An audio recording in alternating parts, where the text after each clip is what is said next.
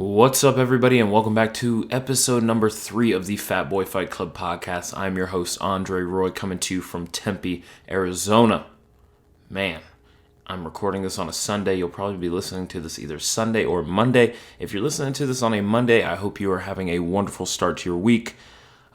This week, we really don't have any MMA events on U.S. soil, but I will be getting into one that is happening over in Asia a little bit later. Today, we're probably just going to talk about some announced fights, maybe give you a little bit of a breakdown on the Cowboy Cerrone-Conor McGregor fight, but we'll see what we get into. On the schedule for today, like I just said, we have some targeted and announced fights that were just talked about last week. They finally hit the internet, and I'm excited to bring you the news on some of these fun, exciting matchups that the UFC has coming up. So let's hop into it. Cue the music right here. So the first fight that I'm super excited about that just got announced that's being targeted for UFC Brasilia is Demian Maia versus Gilbert Burns. Man, two of the highest level grapplers in the welterweight division. I would say that Demian Maia is number 1, obviously. Maybe number 2 and number 3 would be Gunnar Nelson and Gilbert Burns. Demian Maia, if you recall, he's coming off of a win against Ben Askren over there in Singapore back in, I want to say just a couple of months ago. I don't know the exact date, but he's choked Ben Askren out. He's coming in here ready to go, and Gilbert Burns is going to be right across the cage, guns a-blazing. I love Gilbert Burns. His grappling is amazing. He has thunderous hands. He's actually on a 4-fight win streak. He's 2-0 after moving up to welterweight, and he's coming off a unanimous decision victory over Gunnar Nelson. So out of those top 3 grapplers, I just announced the top 3 grapplers that I thought were in the welterweight division, and Gilbert Burns holds the win over Gunnar Nelson. That fight to me is really exciting. I think that Demian Maia is sort of on his way out in the welterweight division.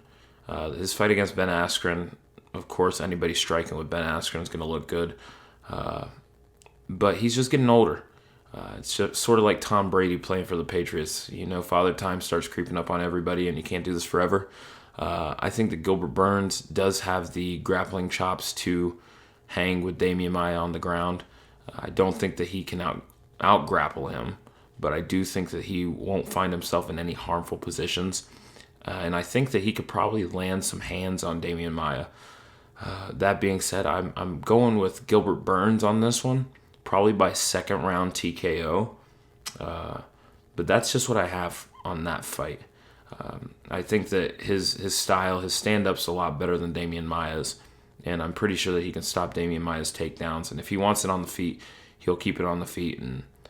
But that's where I think that he gets the fight done. I think he gets the fight done standing, knocks him to the ground. And he's not afraid to jump into his guard to land some heavy ground and pound. So that's what I believe that fight's going to come out to is probably Gilbert Burns by second round TKO. The next fight that I have written down here that I'm super pumped for is at UFC 248 on March 7th, and that is Calvin Kattar versus Jeremy Stephens. Man, what a hell of a fight in the featherweight division. That fight card is actually headlined by Weili Zhang versus Joanna Jędrzejczyk, and this fight is very interesting. They're both coming off losses. Calvin Kattar's coming off the loss as a beat from back when they fought in Russia a couple months back. And Jeremy Stephens is actually coming off a loss to Yair Rodriguez in the rematch from that crazy incident that happened in Mexico City with like the 15-second eye poke where the crowd went wild and threw trash on everybody. And kind of a rough scene for Mexico City. But with that in the past and in Jeremy Stephens' rear view, this is a fun fight for the fans. Both guys have really good stand-up. I think Calvin Kattar is a little bit more crisp in the stand-up realm. Jeremy Stephens packs a little bit more power. Man, this is a hard fight to predict.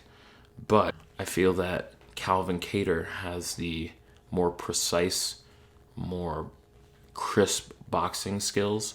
And I think that that's going to lead him to a decision victory over Jeremy Stephens. Don't get me wrong. I do believe that Stephens has probably some of the heaviest hands in the featherweight division, but Jeremy Stephens has also been rocked a couple times, and I feel like Calvin Kattar can exploit that chin or that body if he needs to. So I'm going to go with Calvin Kattar winning this fight by probably unanimous decision. The next fight on my list of exciting fights is actually happening on March 21st, and that is at UFC London. And this fight is between Mr. Finland, Makwan Amirkhani, versus Mike Grundy. Two pretty darn good grapplers in the featherweight division. Obviously, Mike Grundy has the upper hand. He actually got a bronze medal in the Commonwealth Games for England. And man, he's a tremendous wrestler. He's one of the best wrestlers to come out of the UK, and I think this is going to help him out in this fight. Makwan Amirkhani is coming off a loss to Shane Burgos via TKO, and I think that he's going to want to come in, but he's going to be a little gun shy. And Mike Grundy has heavy hands. He might be a wrestler, but he does have very heavy hands. And man, just his wrestling credentials are really going to show in this fight, I feel. Makwan has had trouble getting off of his back at some points and sort of folds whenever he's not the best wrestler in the fight, and he can't get the grappling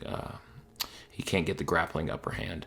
So I feel like Mike Grundy is going to come into this fight and probably prove why he's one of the top prospects coming out of England right now, and prove why he probably deserves a top 20 fight in the featherweight division. I think with all that being said, I have Mike Grundy winning this fight via unanimous decision, probably 30-27 or something along those lines. The next fight is also on that UFC London card, and this fight is Bone Crusher, Mark Diakiese versus Stephen Ray. Man, this is a fun fight, man, especially for the European fight fans. Mark Diakiese came into the UFC as a very highly touted prospect, and then showed why he was highly touted when he won those 2 in a row, won by brutal knockout. And then he suffered that 3-fight skid, but bounced back as of recent with 2 fights and 2 wins, coming against Joe Duffy, a.k.a. the man to submit Conor McGregor at the start of his career, and Lando Venata. So he's back, and he's proven why he was and still is one of the highly touted prospects in the lightweight division. And then on the other end, you have Stephen Ray, who's coming off a win over Michael Johnson. This fight is a grappler versus striker match, I see. Stephen Ray is more of the grappler-heavy fighter, and Mark Diakiese has the really good Dutch kickboxing and the karate background. How I see this fight, man, I really... If Diakiese can stop the takedown, and I feel that he can, I think that he can piece up Stephen Ray standing up. I don't think Stephen Ray can hang with him striking, but I could be wrong. But what I've seen in previous fights from both fighters is that the Mark Diakiese is the better overall striker. Stephen Ray is the better overall grappler, but I do believe that Diakiese can stop the takedowns and probably put the hands and the feet and the knees and the elbows on Mr. Ray and probably put him away. I think that he could probably put him away pretty early too. I think maybe first round KO or TKO is in the cards for Mr. Diakiese on March 21st. And last on this list of super pumped up fights is actually Mike Davis versus Giga Chikage at UFC Norfolk. It's in Virginia on February 29th. And this is a fun fight. It's between 2 strikers, one very powerful striker in Mike Davis, and one in a very just cerebral, very calculated striker in Chikage. Chikage has a 38-6 kickboxing record and a 7-2 MMA record, and he's fought for Glory, all these big kickboxing promotions, and he's a very talented striker. But opposite of him, have Mike Davis, who is coming off of a win over Thomas Gifford, which I thought was probably the most brutal ass whooping of 2019. If you remember, Thomas Gifford was the tall, lanky, long-haired fellow with the Jesus Saves headband, and yeah, he should have had the fight stopped after the first round. His corner probably should have thrown in the towel, but they let him keep on going, even past the second after Mike Davis had just kept on brutalizing him. They let him come out for the third round. And in the third round, he was like faceplant KO'd, which, it wasn't taken too well by the MMA community nor the announcers that were in the booth. They were yelling at his corner to throw in the towel, man. And that was probably one of the most brutal ass whoopings of 2019. This fight is fun. This fight is a real fun one. You have a power striker in Mike Davis. Super, super duper powerful. I can't say that enough. Against just a very traditional kickboxer in Chikage. I think that if Chikage can keep Davis away and use his motion and use his footwork and his long, lanky, rangy strikes to keep Davis at bay, it could probably go his way. But if Davis comes in and is able to get close to him and dirty box with him and things like that, I think that Davis will be able to put him away.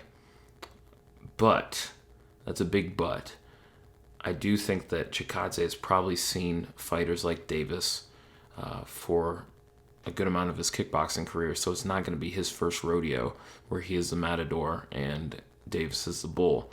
So I'm going to go and say that I think that Chikage will win this via decision. I might have just said that Davis might be able to put him away, but I do believe that Chikage can win this by decision. I think that he'll probably fluster Davis in the first period, and then probably pick him apart in the second or third. That being said, Davis is a really good fighter, with his only losses coming to Gilbert Burns and Sodiq Yusuff back on Dana White's Tuesday Night Contender Series.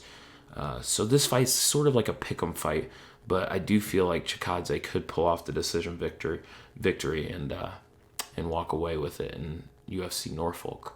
That brings us to what you can do this weekend, because there are no MMA fights on U.S. soil. On the 10th of January, ONE FC is going to be having their event titled A New Tomorrow, and the headliner of that is a flyweight Muay Thai World Championship with the champion Rodtang Jitmuangdan versus Jonathan Haggerty.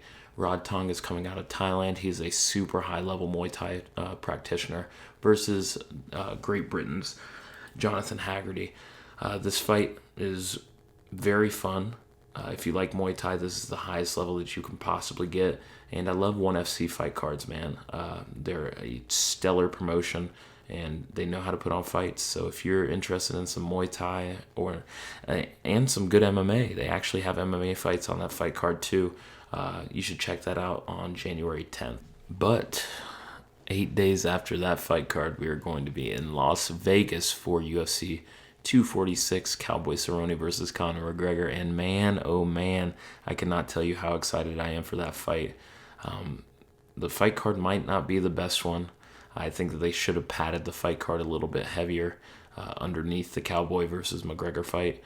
But beggars can't be choosers, and I'm just excited to see McGregor back in the MMA cage, going against the wily veteran Donald Cowboy Cerrone. And I've been excited for this fight since the UFC press conference where Conor McGregor announced Red Panty Night.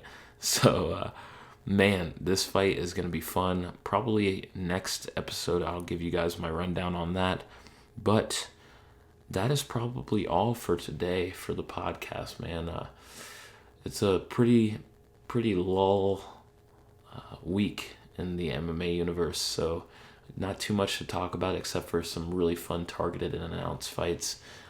If you made it this far, thank you guys so much for listening to the podcast.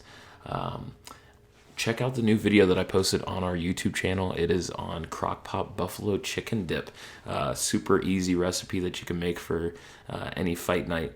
Also, we have the air fryer buffalo wing video on the Fat Boy Fight Club YouTube channel, and you can find all of the podcasts previously recorded without any ads at the first part of the podcast on our YouTube channel. That is Fat Boy Fight Club.